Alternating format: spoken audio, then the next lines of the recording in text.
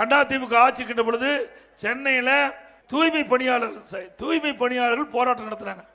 அந்த போராட்டம் நடத்துகின்ற பொழுது திரு ஸ்டாலினே நேரடியாக போய் அந்த தூய்மை பணியாளர்களுக்கு கோரிக்கையெல்லாம் திமுக ஆட்சிக்கு வந்த உடனே நிறைவேற்றப்படும் சொன்னார்.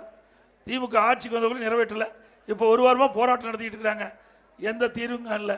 அப்பொழுது ஆணையாளருக்கு ஸ்டாலின் எழுதினார். எதிர்க்கட்சி தலைவராக இருக்கும்போது ஆணையாளர் அவர்களே, அவர்கள் பல ஆண்டுகளாக தூய்மை பணியில் ஈடுபட்டிருக்காங்க.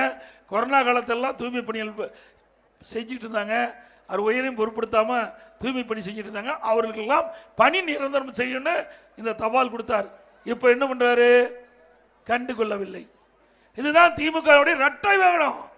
அவர் எழுதிய கடிதம், அங்க இருக்கிற சென்னை மாநகராட்சி ஆணையாளருக்கு அவர் எழுதிய கடிதம், எதிர்க்கட்சியா இருக்கும் போது அங்க போய் அந்த தூய்மை பணியாளரோடு போய் அமர்ந்து குறைகளை கேட்டு வந்தீங்களே, வந்த உடனே உங்களுடைய தேர்தல் அறிக்கையில் திமுக ஆட்சிக்கு வந்த உடனே தூய்மை பணியுடைய கோரிக்கை நிறைவேற்றப்படும் சொல்லுவீங்களே, இது வரைக்கும் நிறைவேற்றலையே.